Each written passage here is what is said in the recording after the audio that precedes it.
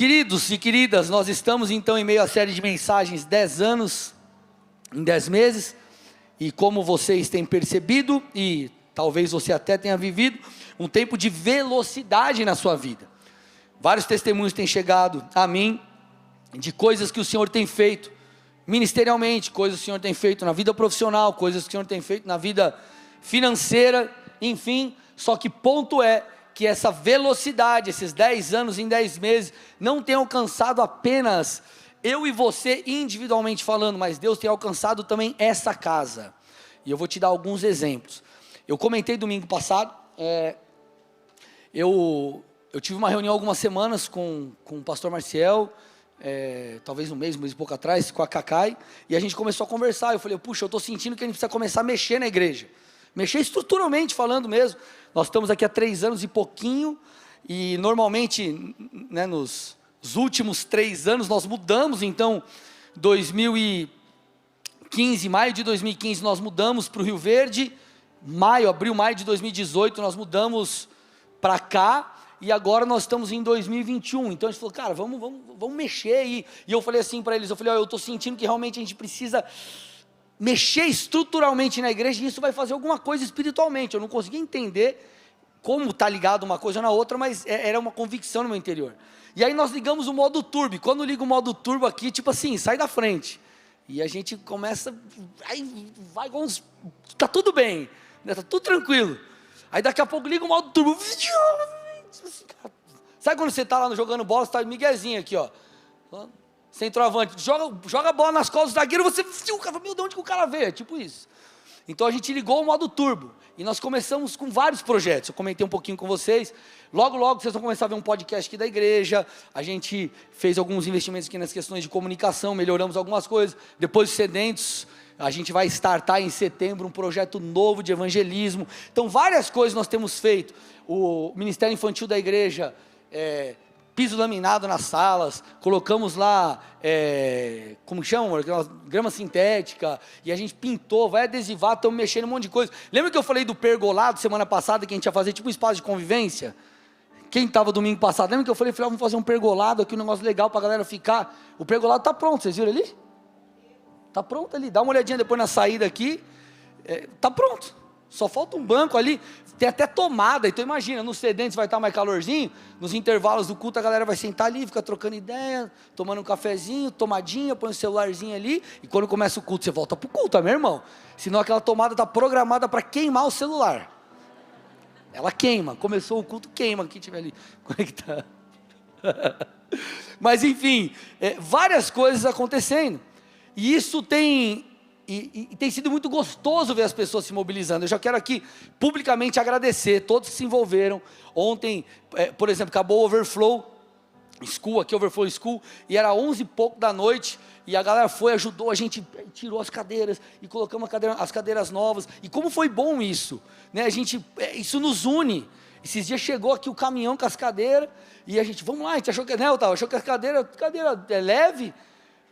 Imagina, estava eu, Otávio, o Marciel, e acho que o Kleber, e depois chegou o Fabiano, não sei se tinha mais alguém, bora descarregar as cadeiras, cara, 2 horas e pouco, né, virado saímos, porque não é leve como parece, enfim, mas que alegria que foi participar disso, que alegria nós podemos ver aquilo que o Senhor tem feito, e tudo o que nós fizemos aqui é para que você possa olhar, porque, depois eu vou contar um pouquinho, talvez você não saiba como era o começo da igreja, mas os desafios que a gente tem hoje, os desafios de antes depois eu vou contar para vocês, eu vou contar no decorrer da mensagem, mas qual que é o ponto aqui, por que eu estou introduzindo dessa forma? Porque a mensagem que eu quero trazer hoje, ela é um pouco diferente.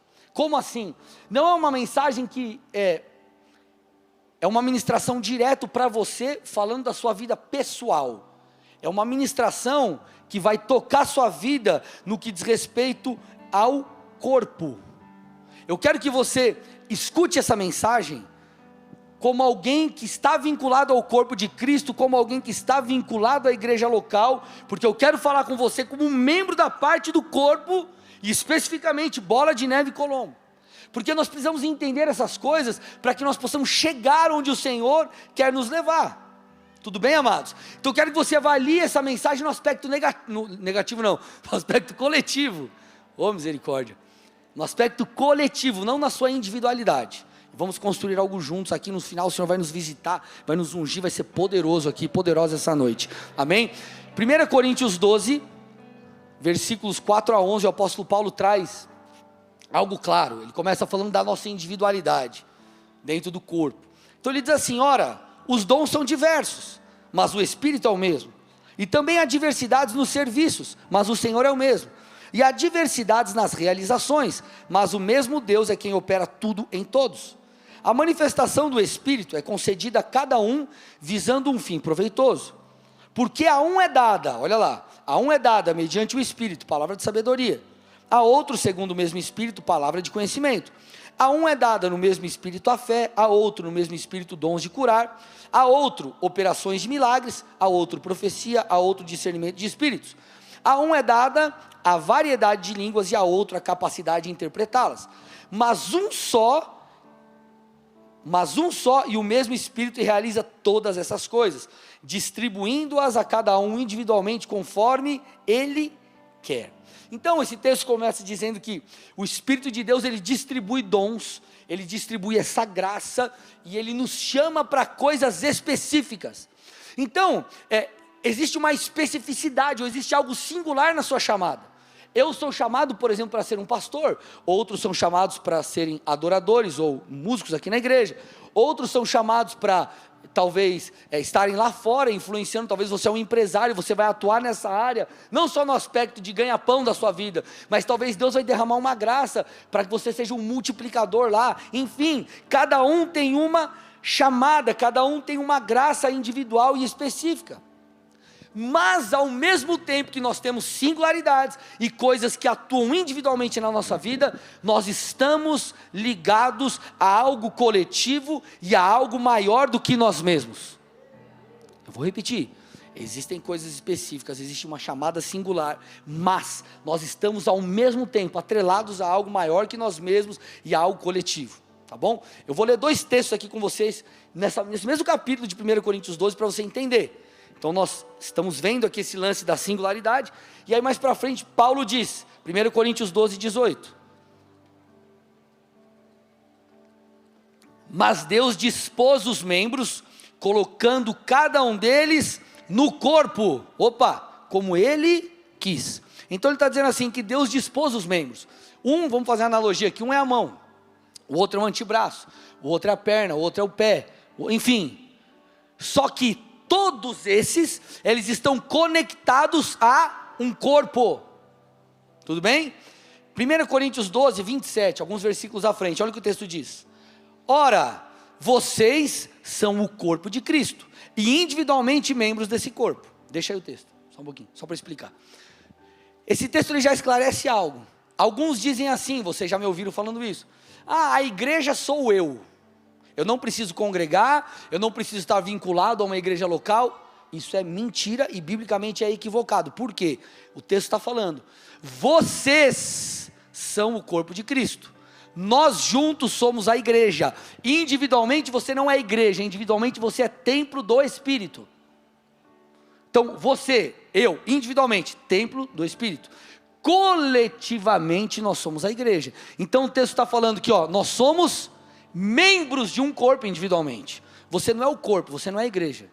Eu não sou a igreja, eu sou o templo do Espírito. E no corpo de Cristo eu sou um membro de um corpo, eu sou um membro de um todo. Pode tirar aí. Tudo bem, amados? Eu sou um membro de um todo. E por que você precisa entender isso? Aqui a gente começa a funilar.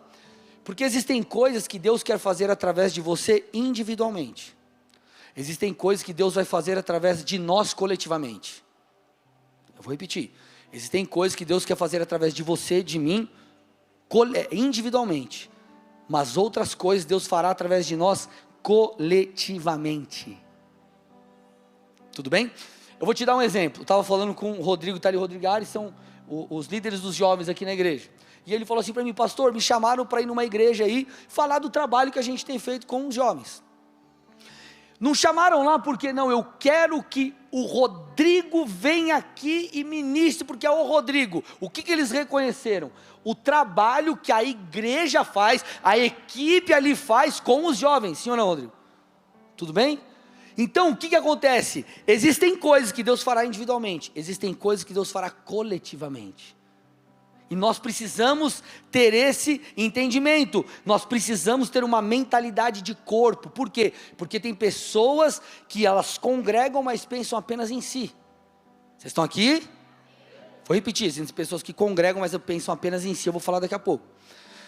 Nós temos que entender o seguinte, amados, nós temos que entender o modelo de Jesus. O modelo de Jesus, como que era o modelo de liderança de Jesus, o modelo de expansão do reino? Jesus, ele não chegava e falava, não, peraí, só eu vou pregar, eu vou na conferência ali, eu vou na conferência não sei aonde, eu vou evangelizar o fulano, não, Jesus não fazia isso. Como que era o modelo de Jesus? Jesus alcançava, discipulava e enviava. Ele alcançava, discipulava e enviava. Ele chamava, vem caminhar comigo, vem me segue. Ele discipulava e depois falou, vai. Você vê ele chamando os 12, por exemplo. Deus chama os 12. Você vê ele chamando Pedro, você vê ele chamando André. Estava lá no barco, chama os caras. E aí ele trabalha na vida dos caras. Aí você vê, por exemplo, lá em Mateus 10, Jesus enviando aqueles 12. Opa! Depois, os 70, você vê Jesus enviando também. Os outros 70. Lá em Lucas 10 está isso. Depois, em Mateus 28, nos últimos versículos, você vê Jesus fazendo o quê? Comissionando, não apenas aqueles que estavam com ele, mas eu e você, através da grande comissão, vá, prega o evangelho, ensine as pessoas a obedecerem a tudo que eu tenho ensinado, e por aí vai. Então esse é o modelo de Jesus, é o modelo onde nós replicamos, onde nós não apenas estamos ali envolvidos com as nossas vidas, ou com aquilo que é individual para nós, com a nossa chamada, mas nós fazemos parte de um todo. Não é um só que é usado, são todos que foram ali trabalhados, discipulados pelo Senhor, transformados, e então foram ou caminharam rumo ao quê? Rumo ao cumprimento de uma visão dada por Jesus, o seu mestre. Então, por exemplo, todos nós, ou cada um de nós tem algo específico, porém, a todos existe a comissão de ganhar pessoas para Jesus ou de falar de Jesus, ponto. Por mais que você seja um mestre, ou você, não importa qual é a tua chamada, dentro ou fora da igreja, não interessa, todos nós somos comissionados a algo, ao cumprimento de uma visão maior. Então isso é bíblico. Vocês estão comigo, amados? Bíblico. E nós precisamos entender que a igreja local é um lugar onde nós vamos fluir, o lugar onde você e eu, nós seremos usados por Deus. Se o teu chamado é pregar, talvez você vai pregar, não sei se no culto, mas numa célula, à medida que você cresce, desenvolve, torna líder de célula, passa pelos processos, você talvez vai ministrar o louvor, você talvez vai servir na zeladoria, limpando uma cadeira, você vai servir como atalaia, não importa, e não existe grau, não, o cara que prega é melhor, não tem nada disso, irmão. Não tem nada disso, são funções diferentes, mas está todo mundo na mesma estatura aqui de importância, de grau de importância. O que adianta eu pregar se você vai sentar numa cadeira e está tudo sujo? Você vai embora aqui, igreja porca, você vai embora, você não vai nem receber a palavra. Vocês estão aí comigo ou não, amados? Então aqui você vai fluir naquilo que Deus chamou para fazer. Mas aqui também é um lugar onde nós conjuntamente fluiremos para que uma visão maior seja cumprida. Então, dentro da sua chamada, você vai ser um participante, ou precisa ser um participante, de algo que vai além de você. Que vai além de você. Sempre que, você vai me entender, vamos construir aqui. Sempre que Deus vai fazer algo, no decorrer da história, Deus usa pessoas, mas Ele levanta um líder. Foi assim com Moisés, Deus quis tirar o povo do Egito, Ele levantou Moisés. O povo saiu junto, o povo precisou ali, teve os trancos e barrancos, mas precisaram comprar a ideia e ir lá. Foi assim com os juízes, foi assim na igreja primitiva, foi assim com Paulo. Paulo era um apóstolo, assim como Pedro era, só que Pedro era direcionado para os judeus, Paulo para os gentios. Então Deus levantou alguém para ser comissionado ali entre os gentios, e esse foi quem? Foi Paulo. E da mesma forma como Deus fez em toda a história bíblica e na história da igreja, Deus continua fazendo. Deus levanta alguém. Então, por exemplo, nós estamos aqui caminhando rumo à visão que Deus nos deu, sim ou não? Temos os 10K, temos várias coisas que nós cremos aqui que o Senhor fará através de nós. Só que aqui, Colombo é um pedaço de uma visão dada por Deus ao meu pastor, Marcelo Bigardi. E é um pedaço de uma visão dada por Deus ao meu apóstolo. Então eu não sirvo apenas a essa visão, a minha você vai entender, a minha, nossa, que a minha visão, nossa visão. Mas nós servimos a algo que é maior. Nós servimos a algo que é coletivo.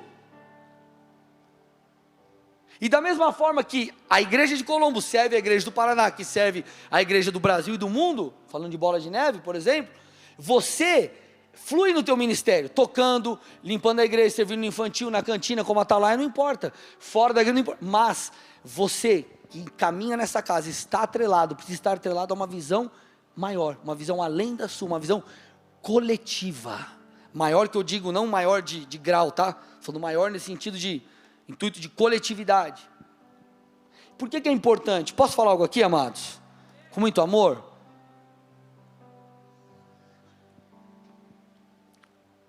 É importante dizer isso porque, infelizmente, algumas pessoas, elas usam a igreja local como trampolim para exaltar o seu próprio nome. Elas usam a igreja local como trampolim para estabelecer o seu próprio ministério, sem estar vinculado a nada, a uma paternidade, a uma liderança, a uma igreja, e é o meu ministério. Não importa se meu coração está alinhado ou desalinhado, o que importa é que aqui eu prego, que aqui eu toco, ou que aqui eu sirvo, ou que aqui eu estou na cantina, ou que aqui eu estou no infantil, e eu ministro as crianças, ou que eu estou lá nos teens, estou nos juniores, não importa o meu coração, não importa nada, importa aqui, eu venho aqui, eu congrego aqui, eu estou aqui só por causa disso. E aí quando você fala, cara, vamos comprar ideia, vamos evangelizar, olha lá o que Deus tem nos falado 10 anos em 10 meses, a conferência é dentro, Deus vai chacoalhar. Não estou afim não. Só que, posso falar? Com muito amor? Aí a pessoa sai daqui, ela sai, vai dar um rolê e gasta 100 € no rolê. Aí não podia comprar um ingresso de uma conferência para participar e ser tocado por Deus e caminhar junto numa visão. Então, amados, o que eu estou querendo dizer, Deus está falando comigo, com você, na coletividade. Então, o meu dom, o seu dom, os nossos dons, eles florescerão no local em que nós estamos plantados. Mas nós precisamos entender que nós estamos conectados a algo que vai além de nós. Assim como eu compro a visão do meu pastor, eu compro a visão do meu apóstolo, aqueles que me seguem têm que comprar a visão que Deus me tem dado. O pastor é de outra igreja, o outro vai comprar a visão que Deus tem dado a ele. Por quê? Porque o nosso chamado individual está atrelado a algo que é coletivo. Só que a influência, ou onde Deus quer nos levar como igreja, não passa pelo meu comportamento, nem pelo seu, nem pelo do Fernando, do Vinícius, da Pri, da pastora, passa pelo nosso posicionamento. Porque nós somos como que peças de um quebra-cabeça. Nós temos a visão, sabe quando você pega a caixa do quebra-cabeça, você olha atrás e fala, é uma casa. Então nós temos a visão, aqui, só que cada um é parte nesse corpo. Talvez você é a ponta da casa, talvez você é um pedaço da porta, um pedaço da maçaneta, e nós precisamos juntos construir isso, e nós precisamos entender que é um privilégio estarmos envolvidos nisso, porque deixa eu te falar uma coisa, amados, se eu não der valor àquilo que Deus tem confiado em minhas mãos, a obra de Deus não vai parar por causa de mim, Deus me tira e levanta outro, assim como Deus fará com você ou com qualquer outra pessoa. E por isso nós precisamos entender que é um privilégio, nós precisamos entender, amados, óbvio, nós temos que ter uma vida equilibrada, ninguém está falando para você armar uma barraca na igreja. Mandaram uma mensagem para mim, né, com essas cadeiras agora vão querer sair, mas cara, você tem que ver uma vida equilibrada, mas o que eu quero que você entenda, que há algo no reino. Mateus 6,33, busque em primeiro lugar o reino de Deus e a sua justiça, e todas essas coisas lhe serão acrescentadas. Esse texto que todo crente conhece, mostra o quê? mostra ou fala ou aponta sobre um grau de importância do reino. Então nós precisamos entender, amados, que se envolver com o reino, que servir, isso faz o quê? Isso faz com que, ou isso precisa ser motivo de alegria. Isso precisa ser motivo de alegria. Vocês estão comigo aqui ou não? Olha que interessante, amados. Marcos 10, 35 a 45 diz o seguinte: então se aproximaram dele Tiago e João, filhos de Zebedeu, dizendo: Mestre, queremos que o Senhor nos conceda o que vamos pedir. Olha lá, Jesus, a gente quer te pedir uma parada aí. Aí Jesus falou: beleza, o que vocês querem? Aí ele disse assim: permite-nos que na sua glória nos assentemos um à sua direita e o outro à sua esquerda. Então eles estavam pedindo mais ou menos o seguinte: Jesus, quando você estiver na sua glória, dá uma moral para nós aí. Quero sentar naquela cadeirinha estofada, pá, que lugar de honra, que lugar, preocupado com status. Aí Jesus disse: vocês não sabem o que vocês estão pedindo. E aí Jesus começa a falar ali do cálice e tudo mais e tal. E aí Jesus diz assim, quanto a sentar à minha direita ou à minha esquerda, não me compete concedê-lo, pois é para aqueles a quem está preparado. Aí diz o texto: quando os outros 10 discípulos ouviram isso, se indignaram com Tiago e João. Mas Jesus, chamando todos para junto de si, disse. Então Jesus pegou essa situação, que eles queriam ali, Tiago e João sentar, um à direita, outra à esquerda de Deus, quer status, quer essa coisa, não, é para mim, eu vou te servir, mas eu tenho que ter o meu lugar, é para mim, é para mim. Aí Jesus usou aquele furdunço, que aí os caras ficaram indignados com ele, e falou: chega aí que eu vou dar a lição aqui, vou ensinar vocês. E aí ele disse assim, vocês sabem que os que são considerados governadores dos povos, os dominam e que os seus maiorais exercem autoridade sobre eles. Então ele está dizendo assim, os maiores exercem autoridade, os caras. Aí ele diz assim: mas entre vocês não é assim. Opa, ele diz: pelo contrário, quem quiser se tornar grande entre vocês, que coloque ou que se coloque a serviço dos outros. E quem quiser ser o primeiro entre vocês, que seja servo de todos. Pois o próprio Filho do Homem não veio para ser servido, mas para servir e dar a sua vida em resgate por muitos. Uau! O Senhor está dizendo o que para mim e para você? Maior é aquele que serve. Há um privilégio em servir, há algo que deveria nos alegrar, em estar envolvidos, não apenas com a construção daquilo que é meu, teu, nosso no aspecto individual, mas também com aquilo que envolve uma coletividade. E que coletividade é essa? Falando aqui da nossa igreja, que esse é o assunto aqui de hoje. É o que? Estar envolvido naquilo que a sua igreja local faz. Óbvio, existem pessoas que são mais envolvidas, outras menos, e isso não quer dizer nada no que diz respeito a caráter, é menos ou mais de Deus, tem nada a ver. O que eu quero só que você entenda nessa noite é que Deus, Ele te inseriu no lugar, e se Ele te inseriu no lugar, Ele te deu uma graça para que você coopere nesse lugar, assim como Ele me deu uma graça, e juntos nós construiremos a vontade de Deus. E aí o que Satanás tenta fazer? Ele tenta fazer você não se sentir parte, ele tenta fazer você, não, mas eu tive a treta com um, eu tive a treta com outro, ou ele tenta, sabe quem vai ser a figura mais atacada aí, dentro de você? Você fala alguém, quem que Satanás vai mirar para você ficar de cara? Sabe quem é? Eu. Sabe por quê?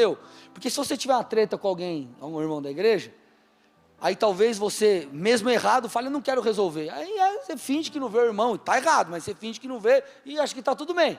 Isso é comigo, eu estou aqui todo domingo pregando. Você vai embora. E às vezes você vai embora por algo mal resolvido ou qualquer outra coisa. E o que acontece? Satanás te tira do lugar que Deus te plantou. Então, amados, se nós queremos chegar num lugar, nós precisamos entender o princípio da unidade, o princípio da lealdade. Aqui, permite falar uma coisa, aqui nós não estamos, nós podemos errar, mas nós vamos errar, se errarmos, e vamos errar, tentando acertar. Ninguém vai errar tentando prejudicar alguém. Vocês estão comigo ou não? Sabe qual que é o nosso problema? Nós não praticamos bons olhos, conforme a Bíblia diz. Se os seus olhos forem bons, todo o seu corpo será luz. Se os seus olhos forem maus, grandes trevas serão. Vocês estão entendendo o que eu estou dizendo aqui, amados? Então, o que Satanás faz? Se ele não consegue fazer você cair no pecado, te tirar da presença de Deus, ele tenta te ferir com alguém que caminha do seu lado, para que você no mínimo não cumpra parte do propósito que ele te confiou, que é o quê? Um propósito coletivo. Vocês estão aqui ou não, amados? Sim ou não? Então nós devemos nos alegrar em fazer a vontade de Deus. O salmista diz isso, Salmo 100, verso 2.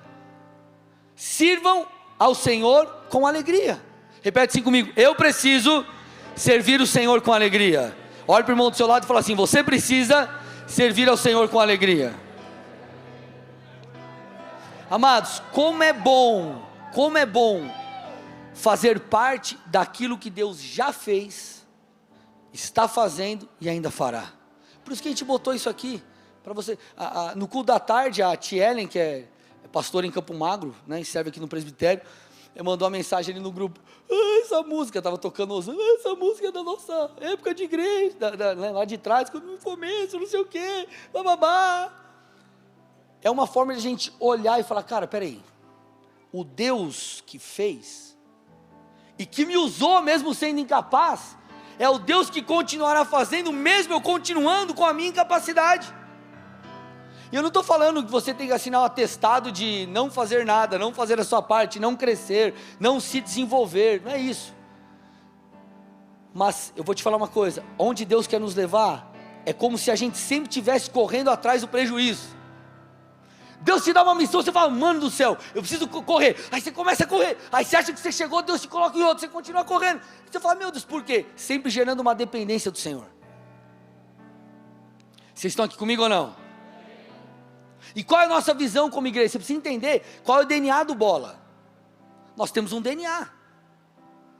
A missão da igreja: plantar o maior número de igrejas possível, no menor tempo possível, gerando homens e mulheres à semelhança de Deus. Esse é o DNA da Bola de Neve. A gente vai sempre querer ganhar gente para Jesus, sempre querer avançar, um DNA apostólico. Nós vamos plantar a igreja e a gente vai acelerar, porque esse é o nosso DNA. E cara, se você quer um lugar confortável no sentido de não fazer nada, esse não é o lugar que você vai, a não ser que você só queira congregar. Agora, no ministério você vai sempre ser puxado. Eu chego por cada hora é uma coisa para os líderes: agora vai ter upgrade quinzenalmente, a gente vai se reunir, e agora não sei o que, vamos evangelizar, e vambora.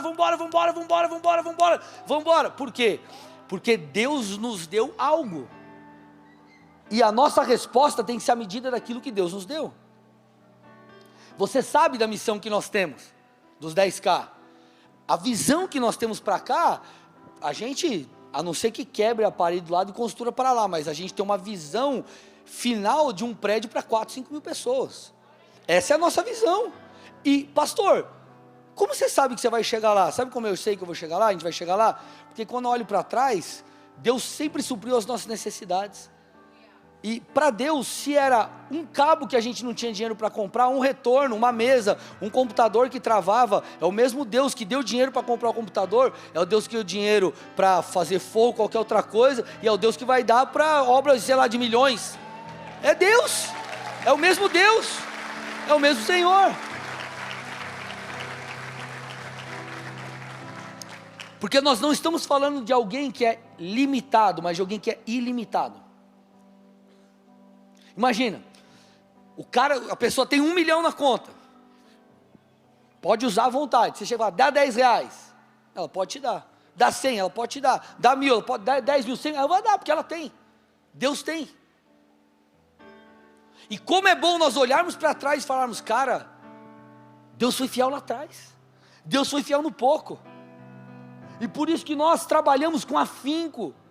Mas pastor, você quer ganhar gente para Jesus? Quero. Você quer a igreja cheia? Quero a igreja lotada, abarrotada. Sabe por quê? Eu sei que uma pregação muda uma vida. Foi assim que aconteceu comigo. O amigo meu chegou: estou indo na Bola de Neve. Bola de Neve, o que é isso? Lá em São Paulo. Bola de Neve. Eu fiquei curioso e fui.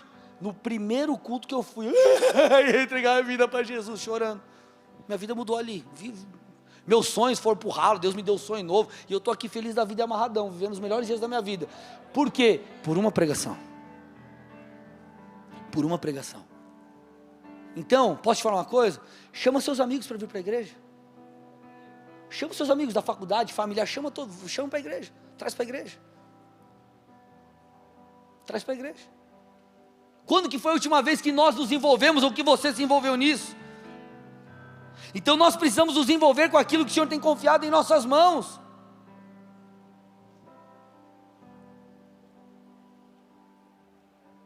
Como que você é ativo nisso?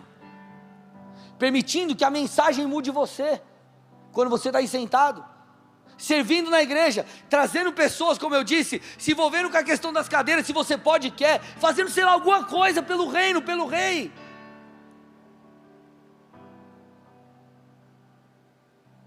Porque Deus, entenda uma coisa, Deus vai usar quem está disponível, e Deus vai usar quem está disponível e disposto a passar pelos processos.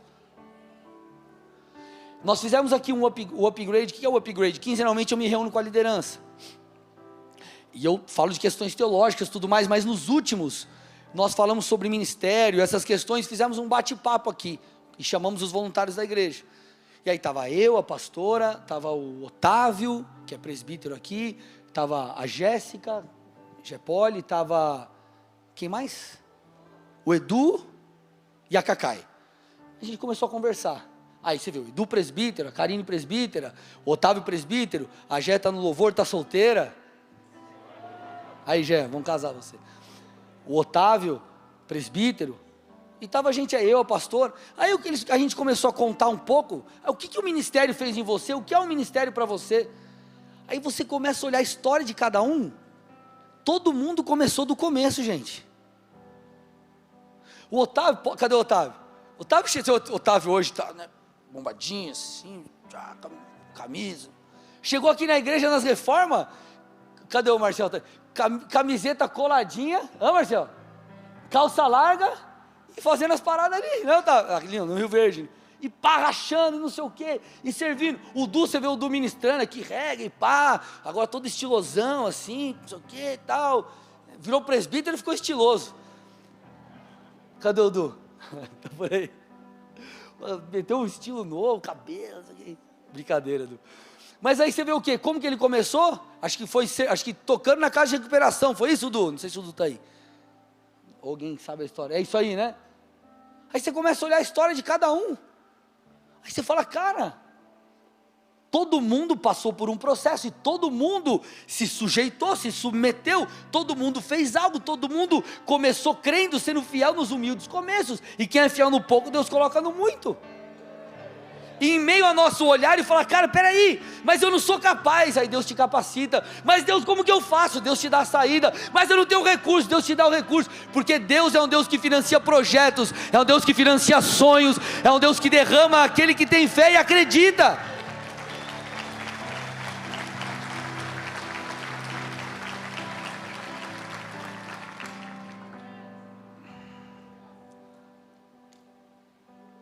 Então, amados, o mesmo Deus que fez, é o Deus que fará. Eu falei o lance aqui do bagulho do projetor que não funcionava, não mexia, ficava parado. Olha para você ver. Na época, isso era lá na Madre Paulina, eu ainda não era, eu assumi no Rio, eu assumi a igreja, tinham recém mudado para Pasteur, então era antes. A intercessão, tinha a mesa da intercessão, você fala, o que é uma mesa profética, com desenho de um leão, assim, uns fogos. A mesa da intercessão era uma mesa da escola coberta com pano, porque não tinha outra mesa. Menina? Misericórdia, cara. Tipo, não tem essa mesa mesmo, vou botar um pano aqui, ora e beleza. Tinha para decorar, assim, tinha um banner, a Karine estava me falando que era um banner da Garnier. Lembra da Garnier, dos cabelos, dos creme? Garnier, como que é? Frutis. A mesa de som, cara, era uma lástima. Botão quebrado. Meu Deus, a gambiarra no palco, no Rio Verde. Aí você tinha o retorno, a TV aqui do negócio, um T, cara, devia ter umas 10 coisas conectadas em um T. Como que faz? Não sei, fizeram alguma coisa. E não queimava o negócio. Enfim, amados, Deus foi fiel naquela época? Foi. Deus foi fiel no Rio Verde, foi fiel na Madre Paulina, na Pasteur, na Madre Paulina, na garagem, na praça, aqui. É o mesmo Deus ilimitado. E quando nós olhamos para trás, nós falamos, Deus fez. Nós podemos olhar para frente e falar, Ele fará. Ele fará, Ele fará, porque Ele é fiel. Queridos, quantas coisas. Lá atrás, nós, não sei quem é dessa época que a gente fez, ou foi, no pagode com espetinho, lá na Pasteur, quem foi? A gente fez um pagodão gospel, lembra Endre? Você vê o Endre, presbítero da igreja, intercessor, libertador, cara sério assim, só no pandeirinho, só no pandeirinho, era o, como fala? Pandeirista. Aí tocando uma música gospel, tá, irmão? Misericórdia. Adorando a Jesus ali. Aí os caras vieram, espetinho rolando, evangelizando a galera. É isso aí. Arraiá. Meu, a gente fez, lembra o arraiá que a gente fez lá na Pasteur, mas lotado de gente. Campanha das cartas, 70 e quantas, pastor Marcel? 75 mil, sei lá, cartas escritas à mão. À mão. Modelos de carta, como se fosse uma carta de amor de Jesus para a pessoa, e nós entregamos em cada casa da cidade de Colombo. Deu um projeto de 1 ano e não sei quanto, 1 ano e meio.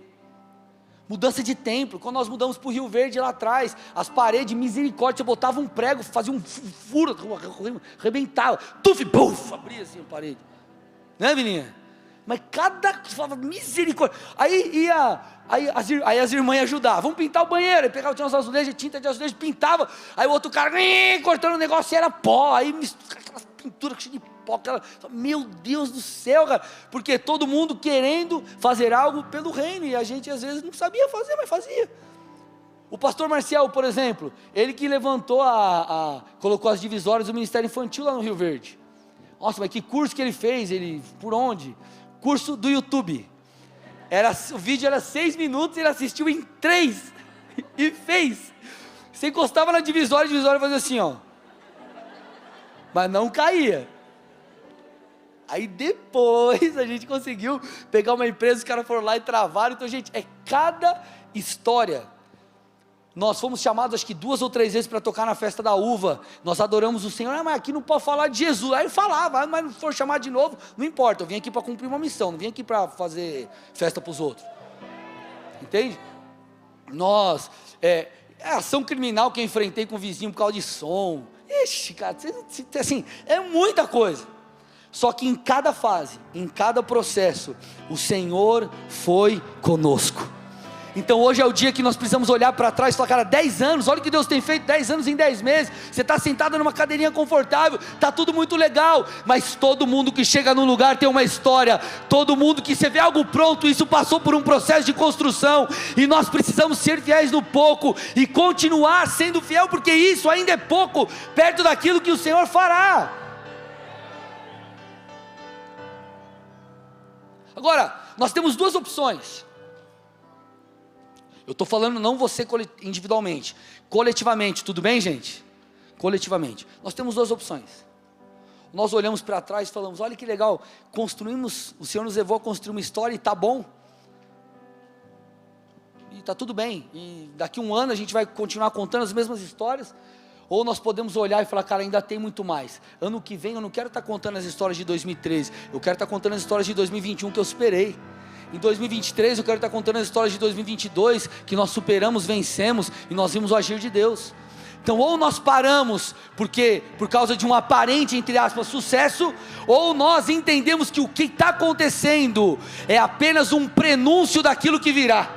Ou você para porque você fala, tá bom, ou você olha e fala, ei, se Deus foi fiel até aqui, isso quer dizer que Ele será fiel naquilo que virá. Então o que nós temos vivido é apenas um prenúncio daquilo que o Senhor fará. Então, amados, nós precisamos nos posicionar corretamente como igreja. Nós precisamos estar engajados, estar envolvidos, porque Deus sabe que você tem a sua vida, Deus sabe que eu tenho a minha vida particular. Eu não sou só pastor, eu sou marido, eu sou pai, eu tenho diversos chapéus que eu preciso usar. E você também, mas mesmo assim o Senhor nos inseriu em um lugar, nos deu coisas singulares, mas também nos colocou diante de um propósito coletivo. E nós precisamos entender, discernir as estações espiritualmente falando. Há algo que está acontecendo e nós estamos vai entrar e virado para o 7º ano de Shemitah, agora em setembro. Então há toda uma situação, e a gente precisa permanecer firmes e fiéis. E nós precisamos discernir as estações e corresponder e crer, assim como Elias. Como assim, pastor? Estou caminhando aqui, amados, amém? Vamos lá, vai ser bem, segura mais um pouquinho aí. Como Elias. Elias foi um profeta levantado por Deus para confrontar a idolatria do povo.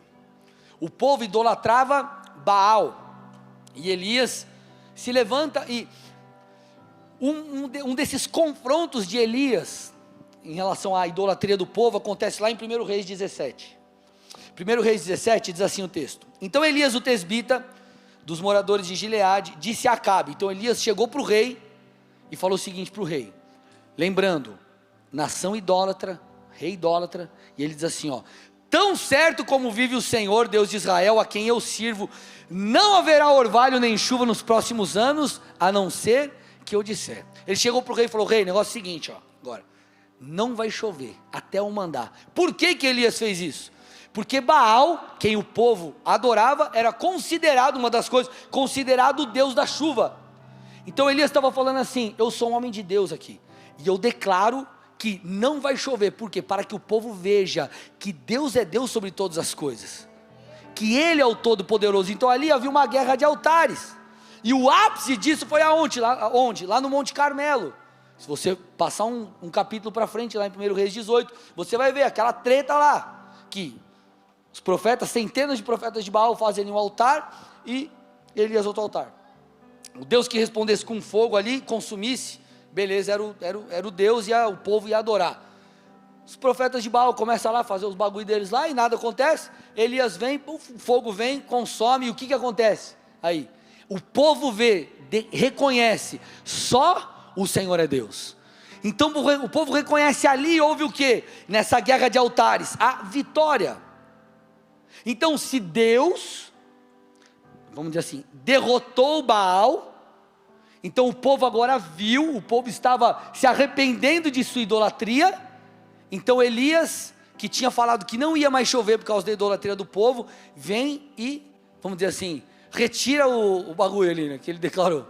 Aí você vê o que aqui, 1 Reis 18, 41 a 45. Então venceu, vamos dizer assim, o Senhor venceu, né, como se fosse uma grande dificuldade, né, enfim.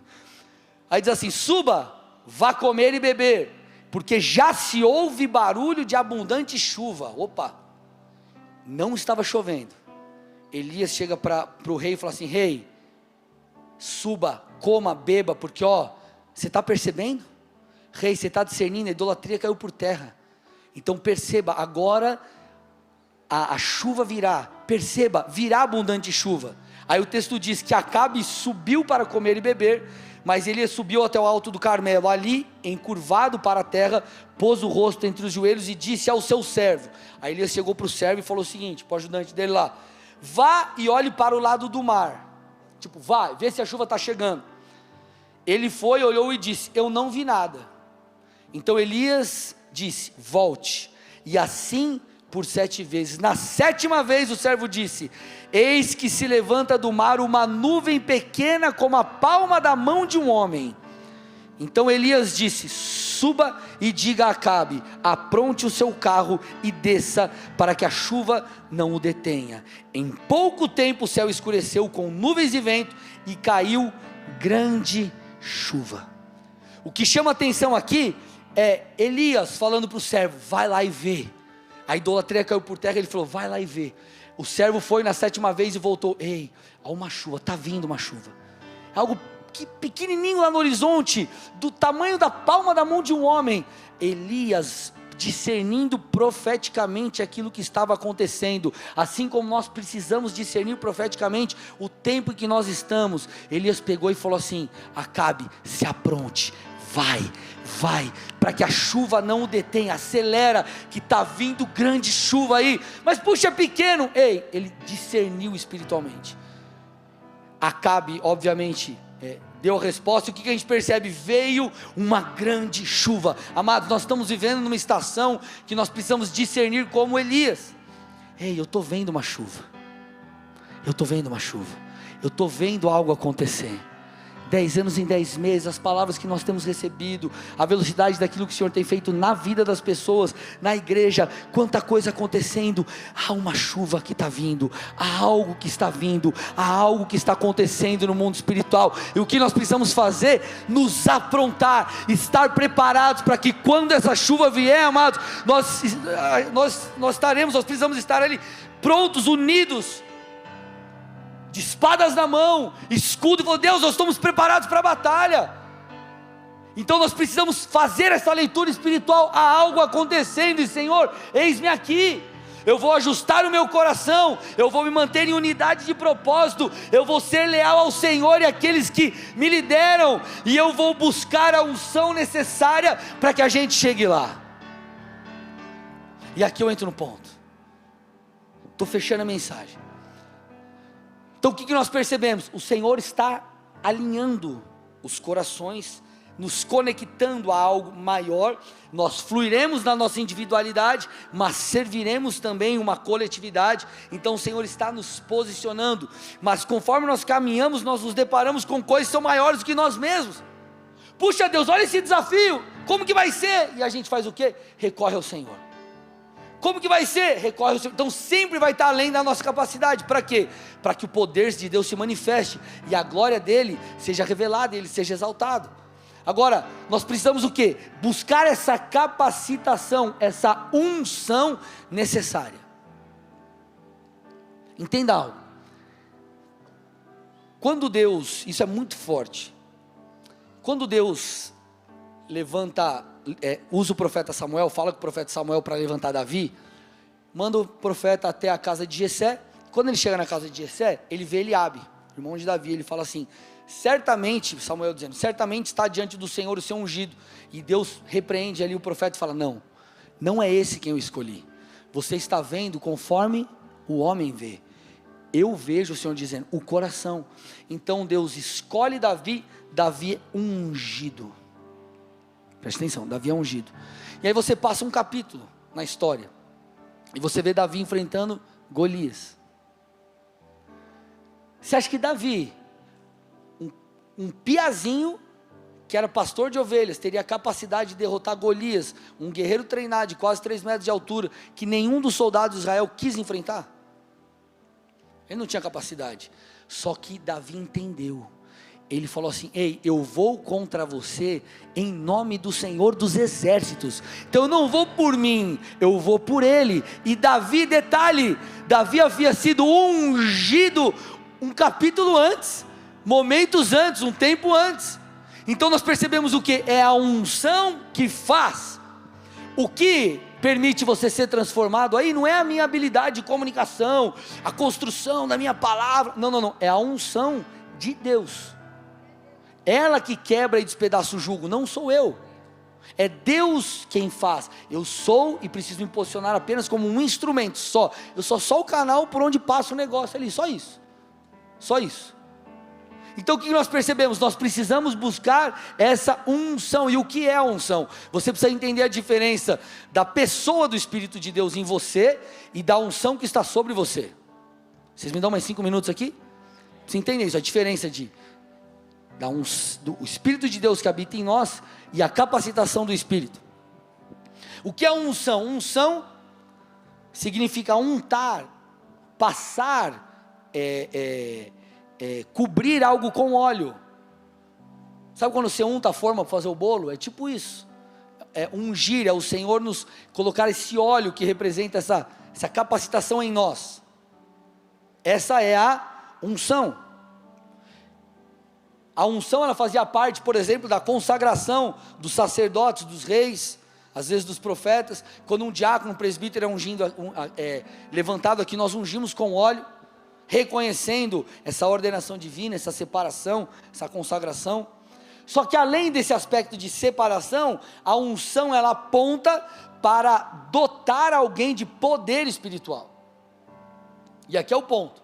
Uma coisa é o Espírito de Deus que habita em nós, e nos transforma. Outra coisa é a capacitação sobrenatural que a unção traz sobre mim e sobre você. Por exemplo, quando você vai lá para João 14, o texto começa a falar sobre o Espírito de Deus que habitará em nós, né? Lá atrás, ele habita hoje, né? Então diz assim, João 14, 16 e 17, e eu pedirei ao Pai, e Ele lhes dará outro Consolador, Jesus falando, a fim de que esteja com vocês para sempre. É o Espírito da verdade, que o mundo não pode receber, porque não vê, nem o conhece. Vocês o conhecem, porque Ele habita com vocês e estará com vocês. Então Jesus lá atrás, Ele enviaria, a Bíblia diz, o seu Espírito. E lá em João 20, depois você dá uma olhadinha em casa, do 19 ao 22, Jesus, Ele libera, Ele envia o Espírito de Deus. Como que nós recebemos hoje o Espírito de Deus? Quando nós confessamos Jesus. Você confessa Jesus, você crê em Jesus, você se arrepende, o Espírito de Deus, Ele habita em você. Ele passa a habitar em você. E qual é uma das funções desse Espírito? Nos convencer, por exemplo. Então o Espírito de Deus, ele vai mudar a sua maneira de pensar, mudar o seu caráter, mudar as nossas posturas, o nosso comportamento. É o Espírito de Deus que opera isso em nós.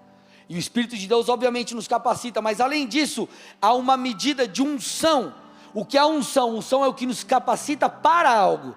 Jesus disse, estava profetizado em Isaías, lá na sinagoga ele pega aquele texto, lê e fala, isso aqui se cumpriu, que era o quê?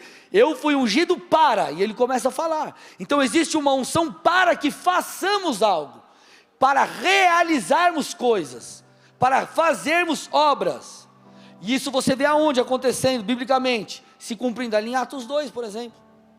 Então ali tudo bem, ali era também uma manifestação, a questão das línguas, mas você vê após a descida do Espírito Santo ali, Pedro pregando, e você vê ali cerca de 3.000 pessoas se convertendo, o mesmo camarada que negou a Jesus agora pregava e tinha milhares se convertendo, por quê? Porque havia sobre ele uma unção, então há uma medida de unção para que façamos algo. João 14, 12, em verdade lhes digo, que aquele que crê em mim, fará também as obras que eu faço, e outras maiores fará, porque eu vou para junto do Pai. O próprio Senhor falando isso. Então o que nós precisamos entender, amados? Põe a logo para mim. Põe a logo para mim de volta. Há 10 anos atrás, Deus iniciou um trabalho aqui nessa cidade. Esses 10 anos se passaram, estamos aqui, alguns desde o começo, outros não, mas não importa, Deus nos chamou, Deus tem nos unido, Deus tem levantado pessoas, Deus tem nos levado a somar forças, cada um com a sua, dentro da sua singularidade, mas junto com o corpo, cada um caminhando para um desenho de um quebra-cabeça. Sabe aquela imagem que você tem do quebra-cabeça? Você olha, é uma casa, aí um é um pedaço na casa, outro pedaço, é uma casa. E aí nós chegamos até aqui. Qual que é o ponto? A gente vai parar? Ou a gente vai olhar e vai falar, peraí, Deus tem promessas, e Deus fez coisas extraordinárias atrás, quando a gente não era capaz de nada. Só que quando nós olhamos para frente, nós falamos, cara, nós continuamos sendo incapazes de viver a medida que Deus tem. Só que aí nós olhamos para textos como esse, e nós vemos Pedro, por exemplo, um pescador, se tornando um líder da igreja de Jerusalém.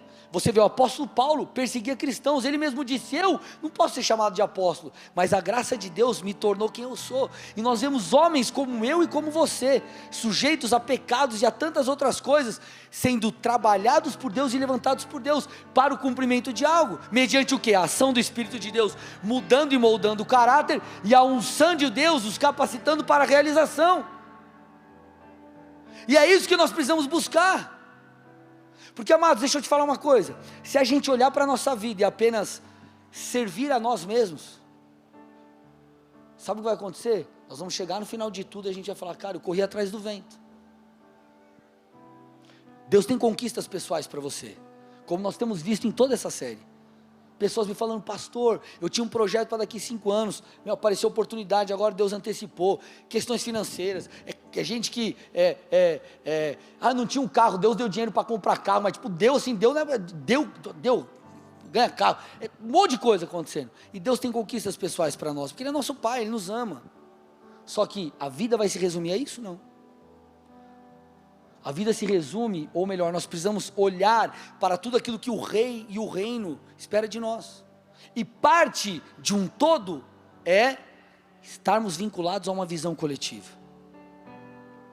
E eu creio, amados, que nessa noite o Senhor vai nos ungir como igreja para aquilo que Ele quer fazer. Só que talvez o que você precisa fazer e pensar e refletir é: qual é a medida do meu envolvimento? E por favor, não entenda isso como um fardo, como um peso, não é nada disso. Por favor, por favor, por favor.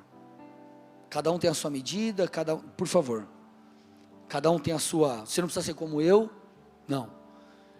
Mas eu quero que você reflita, se Deus tem falado algo para você, porque talvez o Espírito de Deus tenha imputado, ei, assim como Deus falou comigo uma vez, eu entrei e comecei a falar, cheguei na igreja e tal, fui para a célula, eu preciso começar a servir, comecei a servir na zeladoria. Depois de um tempo eu falei, cara, Deus está fazendo algo novo. Aí fui para a intercessão, e Deus foi me impelindo. Então é o Espírito de Deus que convence, é com você que eu estou falando. Talvez com você que o Espírito Santo de Deus tem falado algo, que você tem recuado, e você tem paralisado, e você tem segurado. Talvez o Senhor tenha falado, ei, mergulha de cabeça, porque você está com medo. Porque existe algo que o Senhor quer fazer através de nós.